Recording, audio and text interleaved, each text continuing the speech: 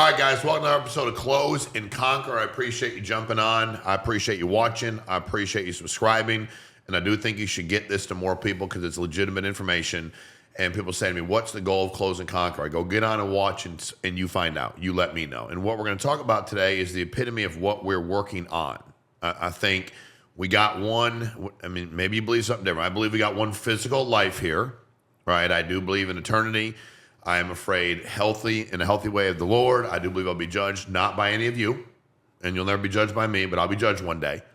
But I want to see people have the opportunities they can have in life. That's like what drives me. So I got two guests today and we're trying to crack a code. So you understand before we get started what we're trying to do. So I got Dominic and Thomas with me. I'm gonna let them introduce themselves in a second.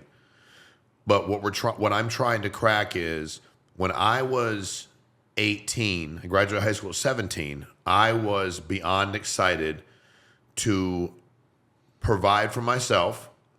I was providing for myself at 14, 15. But I wanted to provide a life for my future family. Mm-hmm. And then I wanted to be able to give back because I saw like the need in that, like at a young age. And I was laser focused on getting there. And when I started making money at 18, 19, 20, I never slowed down. Never once. In 2024, y'all's generation gets a bad rap. Oh, yeah. They say stuff like you're lazy, which I don't think is true. They say, I don't think that's true. I don't think stereotypically that you're just lazier than people were when I was your age. Yeah. What I will say is that you, by default, are softer because you have so many opportunities. Mm-hmm. Like you can get confused by like, I can go buy crypto tomorrow and get rich. You can also lose the $11,000 you have to your name. Like you can do it. You can get online and decide to deliver Uber Eats. And there's nothing, but you like realize, man, like Uber Eats makes the money and the restaurant makes, like there's nothing wrong with that. But like there's so many options, right? So we're going to talk today about how do we get people, how old are you, Dom? 24. 24. 22. 22 and 24. How do we get people that start their entrepreneurial career to continue to move, not based on how much money they have in their bank account? Yeah. That's the rub. So, Dominic, introduce yourself. Yeah, of course. So, my name's Dominic Scalise, and a year ago today, I was valet parking cars at the mall. And since then, I've been able to lead a team that does $200,000 of insurance sales a month, and we're set to do $1 million in our first year. So a lot of changes has happened in just 1 year through a lot of hard work and a lot of just trusting others, trusting myself as well. Okay. 100%. Go ahead, Thomas. Same thing. Yeah, my name is Thomas Hayes. I was born and raised here in South Florida, in the Homestead area to be specific. I graduated high school in 2020, moved up to Boca to go to college. It wasn't really for me, so I kind of just got right to work. I was working valet for the better part of 3 years over at Town Center here in Boca. Hated the job, but I did love the experience I gained from it. It showed me I never wanted to work for anyone else ever again. I wanted to have full control of my time and my freedom, how much money I'm able to make in the future I'm able to build for me and my family. So I've kind of spent the last 8 months of my life now, got into the insurance space and curating that. And now I'm consistently producing over $20,000 per month in sales and showing other people how to do the same thing. Okay. Dominic, what was the most money you made at the valet in a year? Man, in a year, like 20,000. 20,000. Yeah. How about you, Thomas? I think it was like 34 grand. Okay. Yeah. What are you going to make your first year selling life insurance independently? Man, it's going to be crazy. It's going to be probably like 150, 200. Okay. 150 grand. How about you, Thomas? So far, I've produced over 115 grand, so I'm hoping to clip 200 grand this year. Okay. That you'll get paid 200 grand. You'll get paid 150. Yes. What will you net out of that? That I was doing net on that one. That's on net. Yeah. Okay. How I'll about probably you? hopefully clear 125, 150. Okay. Yeah. First lesson when you become an entrepreneur is you're only talking about your net. Okay. Yeah. Now, that means I'm saying for everybody watching, because what happens is I got my real estate license, went to a convention, and they're like, Sean Mike is $1 million producer. I'm like, because I sold 4 houses for 250 grand? Where's my mother effing $1 million? Like, I'm not, you know what I mean? So I was like, guys, I'm not trying to be rude. I'm not $1 million producer. And then we got insurance, same deal. And then when I started working with people, I was like, yo, how much did you make this week? How much did you net? Like, because if you're not afraid to ask the question, good, bad, or different, you can go and net at 0. Should I bought leads? I lost money. Whatever the deal is, right? So, Dom, if I were to ask you what has been one of the biggest hurdles for you personally, what has that been? Transition from employee to independent contractor entrepreneur. Man, starting off, honestly, the first few months were kind of rough for me. I was lost, whether it was going in person or I was learning a lot on Zoom. And that was a big difference for me. This is the hardest thing I've ever done. You know, you have a bad day at the valet, that means it rains and you got a lot of cars to park. You have a bad day here, it's like, all right, I had a bad week. I didn't make $0. So it's a big difference in what the bad looks like, but on the flip side, it's a huge difference on what the good week looks like, what the great week does. Were there any times when it was bad you thought, I need to go back and get a job? The first few weeks was tough. Yeah. It tested me, and I complained a lot at first. I was a big complainer. Yeah. And I realized that doesn't actually help me at all. Doesn't help anybody else. So after that first month, I stopped doing that. Correct. But also, that's what you do at your job. For most of you have a job, you spend most of the time bitching, moaning, complaining, talking shit about other people. Like that's what you do. Like is back as far as like worked at UPS at 18, and they'd be like, you know, so and so is so slow unloading. I'm like, yo, Mike, hey, Tom says you don't do shit. He said you're a bitch. You don't do nothing. He's like, what are you doing? I'm like, well, fuck, he's right there. Why are you talking to me about him? Like, he's right. Let it, yeah. Like, you know, like, and then go fight it out in a parking lot. I don't care. And back then, people didn't get arrested. You didn't go to jail for 8 years. You could beat the shit out of each other and then go back to work. Everybody was okay. Different world nowadays, which is whatever. It is what it is. All right. Who were you talking to when it was negative? Who were you talking to, complaining to? At first, it was Marissa, because she was kind of my mentor at the time of learning how to do this. Yeah. And I'll never forget one time it was my first appointment that I went to, and the lady wouldn't give me information I wanted. So I sent a long list to her saying, you know, complaining she wouldn't do this, she didn't do that. And Marissa did not respond to it. And then later in a Zoom meeting with the whole team, she was like, you don't complain. Hey, so-and-so didn't give me this. You didn't ask it the right way. Take accountability. And I said, thank you very much for that. And ever since that time, I never complained. Well, here's the other thing I always say. What do you gain from it? Nothing. You feel better, you think, in the moment. Because you're like, all right, I'm going to bitch about something right now in the moment. And the reality really is, when you start going they, because that's always why I listen to people talk. When they're like, I need it, whatever happens in here, even if y'all didn't do what I wanted you to do, it's my fault. Like, it's my podcast. Honestly, like it is. It's my podcast. Like, I should be on. And lack of accountability is like literally a killer. Like, it eats you alive, right? Yeah. And I think also not feeding into it, where she's not like, let me discuss it all with you. It's like, bro, you're going to be fine. Like, this is your biggest problem in life. Did you have other people around you don't need to name who they were, in the business and personal, that are negative, that if you had bitched to them, they'd have been like, you need to quit because that's not going to work? Oh, yeah. Yeah, plenty of people, right? Yep. The problem with a lot of us is, like, you weren't raised rich. You know what I mean? Like, we have a fertile ground for people that want to bitch, moan, and complain. Yes. Me, I had a super tight circle early, and still do, quite honestly. And I was like, why would I talk to my friends that have a job when I'm working 2 jobs and selling real estate and investing in real estate? They'd never done it. Why would I talk to them? And they would say stuff like, you know, he thinks he's better than us. And I'd be like, hey, Thomas, I don't think I'm fucking better than you. Because they would say behind my back, and somebody would tell me. And I'd go, but I know I'm going to do a lot more in life than you. Because you're fucking lazy and weak. Yeah. And that's what I would say. Now, I'm not saying you should say that, but that's what I said. Yeah. And I set very, very firm boundaries where you knew where I stood. Why are you trying to mess up what I do? Okay? And I think that happens quite a bit. Because at our job, and by the way, what percentage of the time when you were at your job parking cars were you negative? What percentage of the time? Oh, 98, 100% of yeah. it. And it's like, but we do it, then we leave and have enough money, and then we go back and do it again. But it's that safety, it's that security, it's what we know, it's comfortability. How about you, Thomas? Biggest struggle for you becoming an entrepreneur, independent contractor? Time management. I mean, for the better part of 3 years, I had someone telling me, hey, you're going to do this at this time, you're going to be here at this time, this is how much you're going to get paid. And then going into the insurance space, the first couple weeks, I was like, dude, this is awesome. It's 4 o'clock, I don't have to go to the valet. This is the best thing that's ever happened to me. And then it was like, okay, I haven't gotten paid yet. okay, that's not going to happen unless I work. And that was something that I had to figure out with myself, because when you're depending on someone else to make your own schedule, it's kind of like you don't realize how difficult it could be to grow that discipline for yourself and that work ethic, which I thought I had, but then I didn't, because that work ethic depended on being told, like, you're going to do this at 4 p.m. So it's like, okay, I'm going to do it at 4 p.m. But then it was like telling myself, we need to do this at 4 p.m. It was like, I don't really want to. But then you have to do it anyways, or else you're not going to make money. That was a big struggle for me. Got it. Getting started, yeah. Well, and again, learned behavior, it's like when I was a social worker, and people would say to me, well, you have to understand, his dad beat his mom. That's why he's violent with his wife. And I'm like, first of all, that's actually the dumbest thing I've ever heard in my life outside of my supervisor, because I watched a lot of violence growing up. Men don't put their hands on women.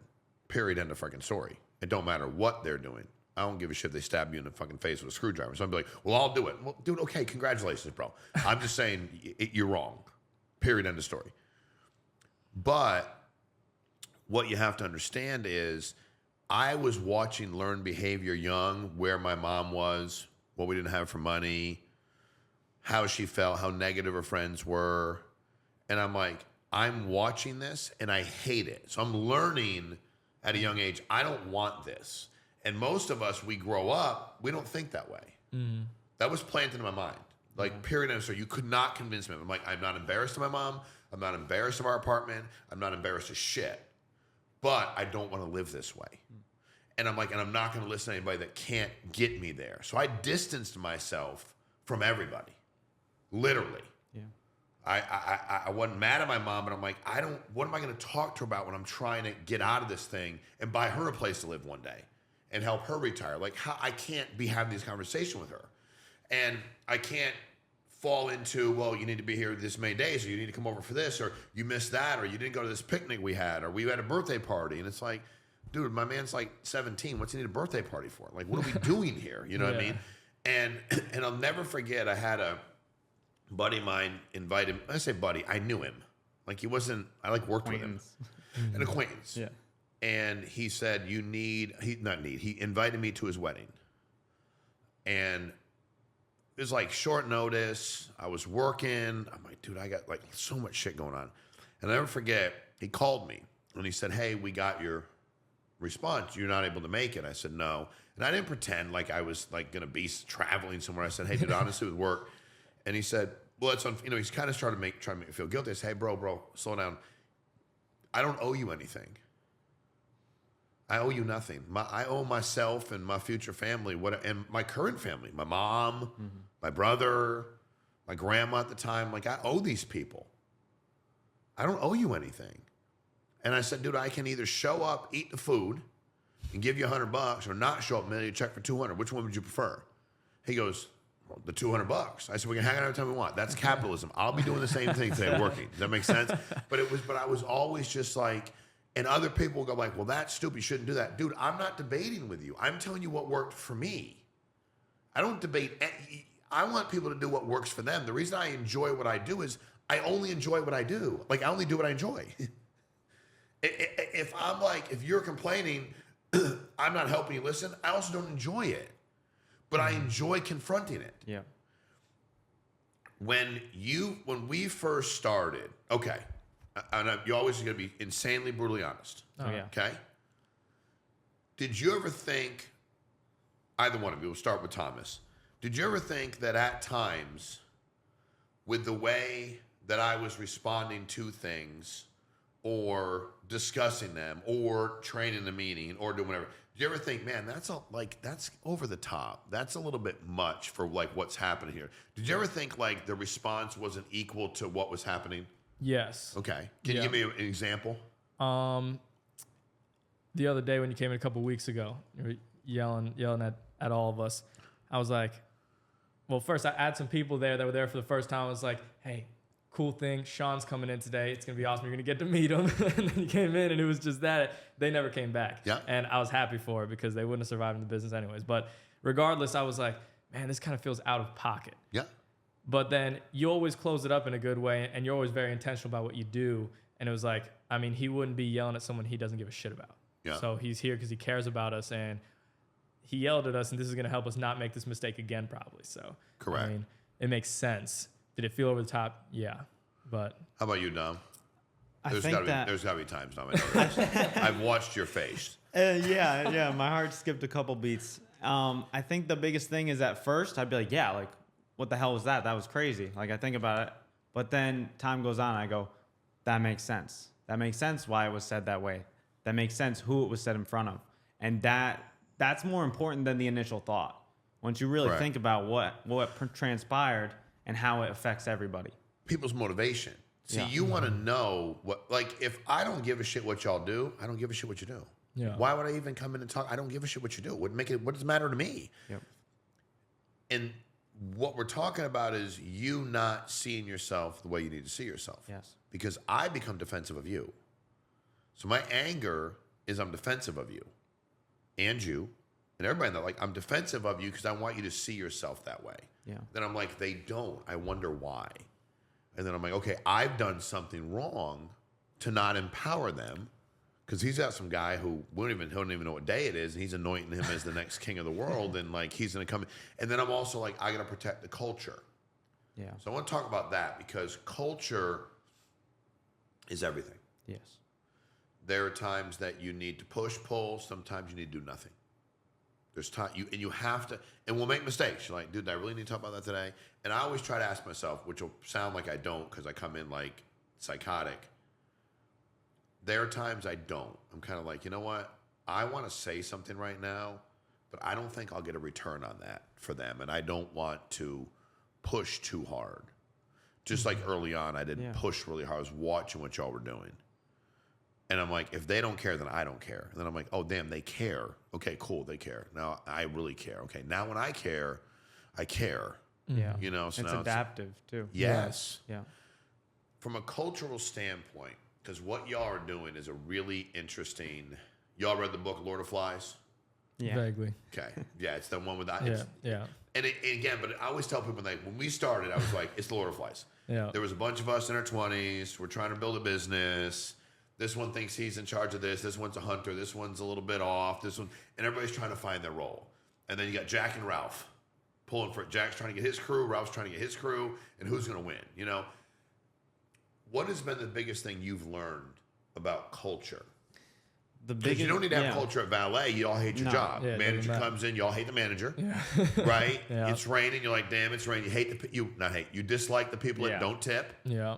because that pisses you off. You dislike the people who are disrespectful. It's you against the management and the people. Yeah. 100%. So but now that you're running your own business, what have you learned about culture in your business? I've learned that it's huge.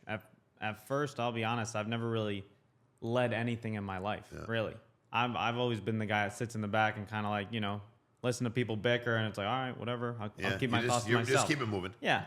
And now I've realized, and the way that I actually realized it was Zach Twardowski said, I asked my people around me, what can I do better?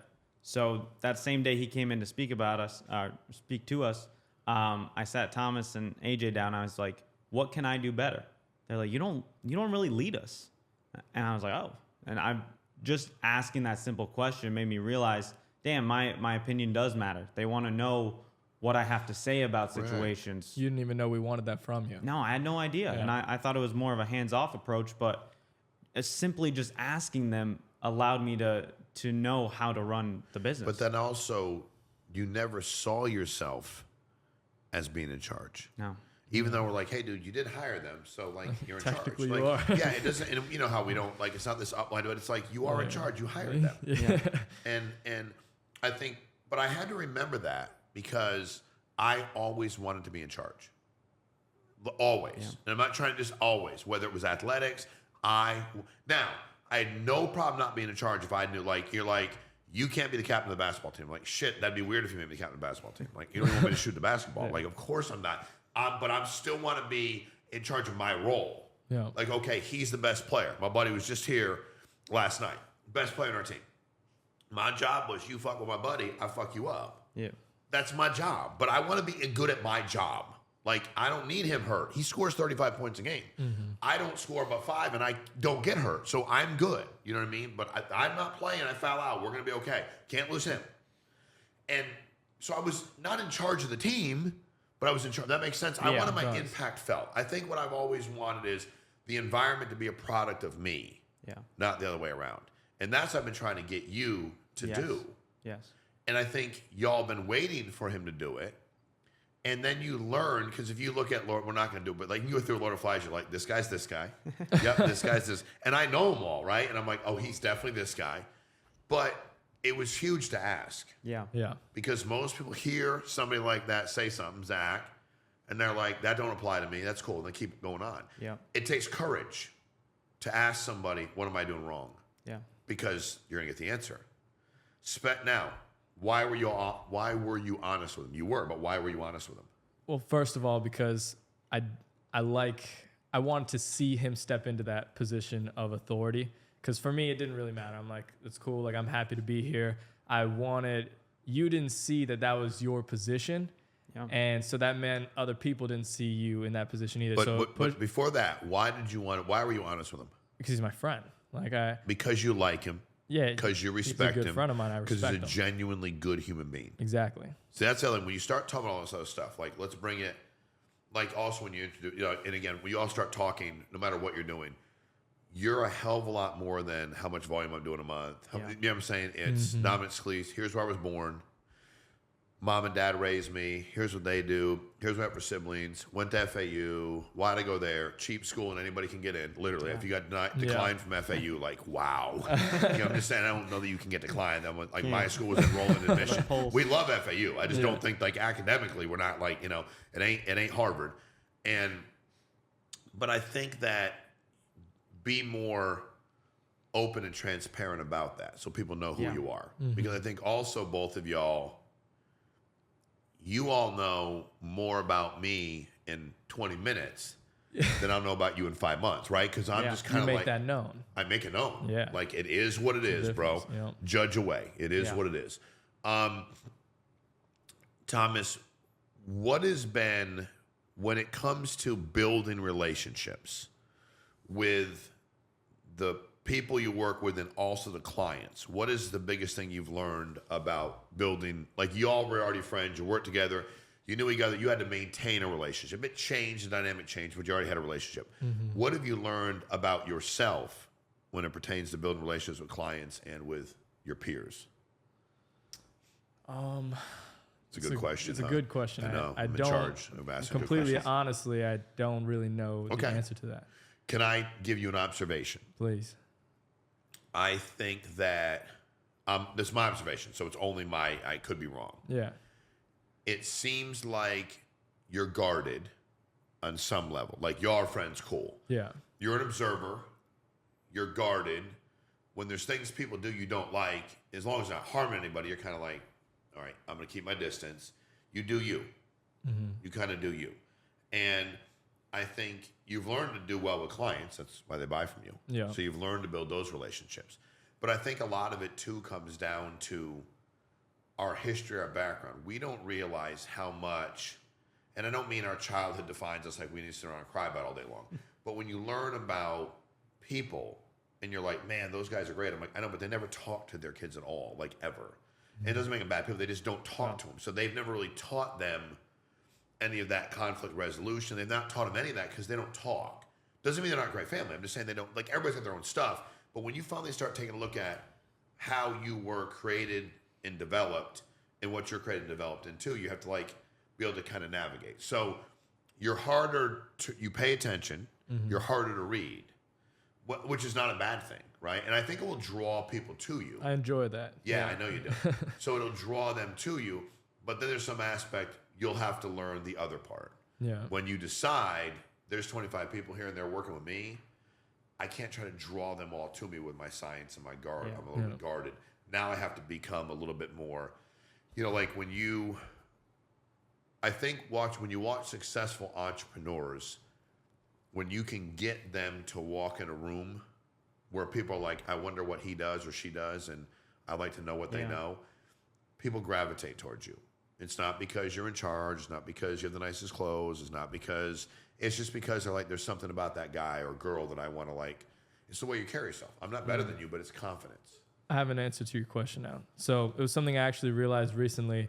my friend Tim actually helped me kind of get into that. And it was basically what you were saying. I'm guarded, which I didn't even realize that I was so much. So that was affecting not really my sales on the phone, but with a lot of relationships that I was trying to build for people coming into the business. Yeah. They were like not super stoked to work with me because it was just like, I don't know who this person is, like not so exciting. But I'm an exciting person, but they don't know that. So Right. it was something I kind of started doing recently. I started running ads to recruit people, and I used to run them just, hey, cool interview, this is what we're doing, this and that. And you wouldn't hear from a lot of people. Recently, I started just opening up more about myself. So putting that guard down, and what a world of change. I mean, just in a week that I started doing that, and just every time I was saying like, hey, what have you done for work? They would tell me, I'd be like, cool, yeah, this is what I was doing. Right. And then I would tell them that, and now they're hearing from me. And then by the end of the conversation, not only am I like, are they wanting to work with me, but they feel so much more comfortable than people I was just, yep, yes, yep, on the phone. And now it's building that relationship way more. So it's like, I need to express myself better so that they'll enjoy what they hear. So we get into sales. We tell our clients nothing about us. We recruit people and tell them nothing about us, and they want them to trust us. Yeah, exactly. And then you're like, but I don't get that. Like, why would that make sense to you? Then again, that's what you've seen. That's what you know. Like, keep to myself, be at my job, sit in the back. They're bitching, so what? Do my job. Hey, I was raised. Mind my business. Handle my business. Do your job. Don't worry about what everybody else is doing. No, everybody else's job is important too. Yeah. That's the thing that's why I love coaching so much, because everybody's job's important. And that's what I always loved about, sports, is everybody's job's important. Because if I play linebacker and you play cornerback and you can't keep people from getting the sideline, and I'm on the other side of the field, you ain't doing your job. It's messing my world up. Mm-hmm. But if you can cut them off from the sideline and bring them back in the middle of the field, I can cut their head off when they come back in the middle of the field. But I can't do it if they get by you to the sideline, because, hell, I ain't that fast, and I ain't going to catch them. Like, everybody's got a job to do, and it affects the overall team. And we start to realize that. And I think once you become transparent and vulnerable, then people start to really, you love your teammates. 100%. You're like, man, these guys are great. These are good dudes. Well, they know you. Yeah. And then you are vulnerable. Even clients too. Yes, everybody, dude. They build a lot of trust. Every single person, make them laugh. When do they laugh? Self-deprecating humor. Who's your favorite comedian? I like Kevin Hart. Kevin Hart. Yeah. He's a midget. Yeah. I don't mean funny. I'm not trying to be funny. Like, he's really, really tiny, small. Yeah. And if Kevin Hart was 6'4", he probably wouldn't be so funny. True. Theo Vaughn is one of my favorite. And he's just he don't give up, but he's always making fun of himself. This child, everything. That's a good point. When people aren't that. When you go to they do the audience stuff, where they're like, that's hard. Yeah, it is hard because you're just straight dogging other people. Yeah, when you're talking about yourself, everybody laughs. Yeah. Kevin James, he said, I put on a lot of weight because I've always had a lot of weight. I decided to get in good health. Nobody laughed at my jokes, put the weight back on. You know what I mean? But when Theo Vaughn can interview Trump and be like, yeah, Trump's talking about the economy's great. He's like, yeah, my boy bought a boat. Always himself. How can you? Yeah, man. He's like, I'm just going to say so. I'm going to be who I am. Yeah. I'm going to be who I am. It's loose. I'm going to be who I am. So don't worry about it. So it's getting people to understand that, right? You have to share things about you. Mm-hmm. Last question from both of you. How do we get you to continue to work as hard as you did the first couple of weeks or the first month when you decided to get your mind right? How do we get you to work as hard when you start making $200,000 a year? Because did you ever think about making $200,000 a year when you were at the ballet? Never. So how do you not fall victim to what 99% of young entrepreneurs do, or entrepreneurs in general? I'm making enough. I was making 40, 30, 80, 120. Now I'm making 180. Yeah. Shit, I ain't working hard anymore. I'm now pretty much retired. I do 4 days a week. I'm doing nothing. And again, if that's what you want to do, I'm not mad at you. But how do you get yourself to not slow down based on what's going on in your bank account? I think it really just comes down to staying uncomfortable. I'm spending more. As crazy as it sounds, the more you spend, the more it's like, oh shit, I gotta make that money back. It pushes you harder, as well as realizing it's not just for me anymore. It's for everyone else that I brought into this. It needs to work for them. I gotta, everything in my power, it needs to work for them as well. So it's not just a personal thing, it's a team goal. As well as my family. I want to make sure that, you can't just be set after a year. I don't know many things where you're set after 1 year. You got to make it, you got to grow that. What I will tell you is you can never grow weary and well doing. Also, when you stop doing things that make you feel valuable. So I see so many people work 3, 4, 5 years. And then they're like, man, I'm not selling anything ever again. Like, whew. I mean, you know who I am, right? It's okay. And then it's hard for them to go back. Yeah. Because they've already like disassociated. I'm not doing the work anymore. That's like anything in your life. You know, it might sound weird, but you know, taking my trash out, fixing something, and like it makes you just there's something else you're doing. Like, well, I can do all this shit. Why do I need to have somebody like why would I somebody takes care of your house, they do that, like, but why don't I like it makes you feel better. You realize I can do this shit, like I can handle it. Yeah. I would rather be in the field today than be doing the things I'm doing. Sounds crazy, right? I don't mind doing it, but like if you ask me, and that's what's weird. You ask me, like literally, I'd like, dude, I'd much prefer get the phone, dial leads, call. I love helping people. I believe in life insurance more than you can know. I'm good at it. I was going to get good at it no matter what. I was selling a product everybody needed, and I enjoy the work. I enjoy the end of the day going like, man, I'm envious when people are like, dude, I always had a pet, but I bought these last two, and I wrote $7,000 or $18,000 or $1,000 today, and I'm like, shit, I was on meetings all day long. I'd much prefer doing what you're doing. How about you, Thomas? How are you going to get yourself to not be comfortable and slow down? For me personally, people, having a goal and people that you want to do something for is that biggest thing for me. Because I mean, it sounds silly, but like, cause I'm not making the most money in the world right now, but I'm already kind of dealing with that. Because obviously I came from a place where like, well, you're making $500 a week, and then now you're making $5,000 a week. I'm like, okay, hey, I'm pretty good right now. This is paying for everything. I'm able to do stuff. I'm able to do all this stuff. We're doing good things. And then you think about like, there's something bigger that I need to accomplish. And this money's paying me right now. That's cool. But like, I wanted to pay my kids. I wanted to pay their kids. There's something that I want to build in the future, and making $5,000 a month ain't going to do that. So, well, and I think sometimes we forget, like, you picked yourself, or you were picked to change your family's trajectory. Yeah. Whether you picked it or not, I believe I got a deep faith. I believe God was like, you need to fix this. And I was like, all right, I'll fix it. I'll do it. I'll do it. But I think it's one of those things where you have to proceed without falling into that trap. Yeah. You know, a broke mindset is, I think, much more powerful than a wealthy mindset. It's hard to break. I think wealthy mindset is pretty basic. You know, good attitude, work hard, believe in yourself, develop yourself, challenge yourself, get around the right network. You know, the net worth of your top so many friends is your net worth. I mean, all those cliches, they're true, but they're also pretty simple. Broke, it's hard for people to start making more than they made in their lives. Yeah. And not go on vacation. Because what's the world tell me? Go on vacation. That's what you're supposed to do. And now I have enough money to do that. That's why most entrepreneurs fail. Mm-hmm. Because the first couple weeks, like you, they quit. There are millions of people out there that did the first couple weeks and they just went and quit. Whatever they were doing. There are tons of people out there that weren't willing to change, Thomas, who are listening to themselves, speak negative to themselves, or listen to other people, or being like, dude, it's dangerous out there. I didn't get paid today. I didn't get paid yesterday. I didn't get paid the day before, because they're not resilient. Yep. And the reality really is, the reason and you'll learn this and hopefully do it one day yourself, the number one reason I'm so over the top with y'all is I'm trying to help you become a hell of a lot more fearless. And if I'm psychotically crazy, you're like, dude, I ain't gonna act like that. But I do want to build my business and not be afraid of what people think, and be paralyzed by their thoughts, and be paralyzed what they say about me, and be paralyzed about hearing no, and be paralyzed about not having a good day, be paralyzed about my accountant going, well, this month you only made this, or you lost this much money. Yep. That's the entrepreneurial journey. But I remember being young, my grandma, and I remember we would have, like, my father's from Iowa, and huge family. And I remember being, 10. And they're like, well, you're sitting over there. I'm like, why? And they're like, well, that's where the kids sit. And I'm like, I don't want to sit with the kid. You know what I mean? But when I got older, I was like, I never wanted to be at the kid table when I was an adult. Yeah.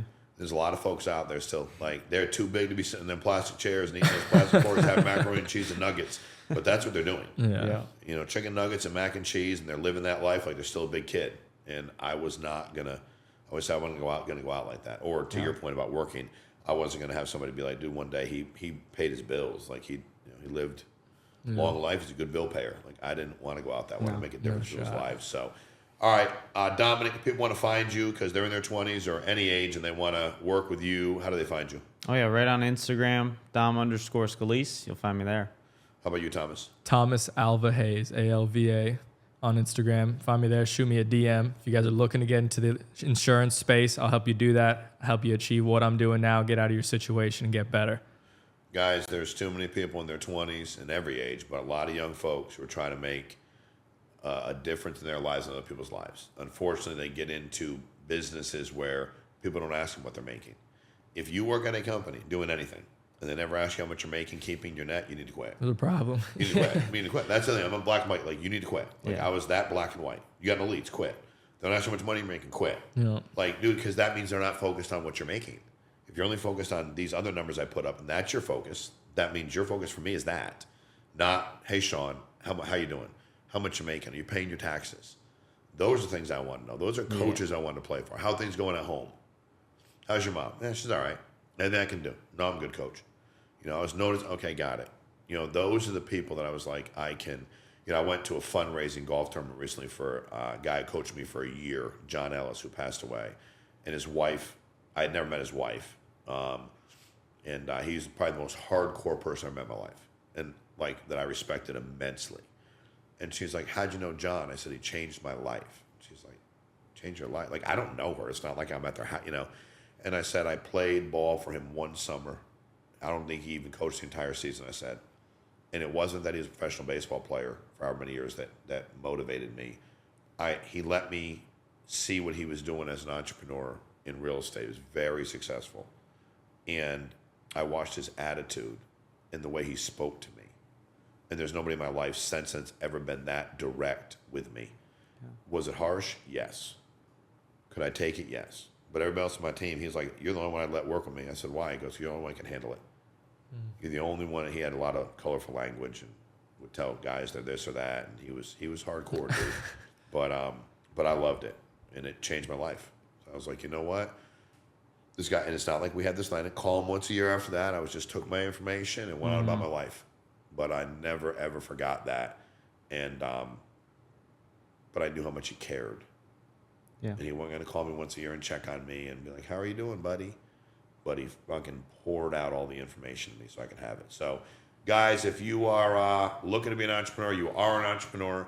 If you have a negative friend who complains, send this to him and be like, they say not to complain. If you got a friend that likes to bitch about everything at work and won't become an entrepreneur, send this to him as well. If it's you, just subscribe. We'll keep talking about it. But our only motivation is to help you get what you want out of life. And this is genuine information that we actually have, that I've actually lived. So appreciate y'all. Like, subscribe, share. Find these guys on Instagram. We'll talk to y'all soon.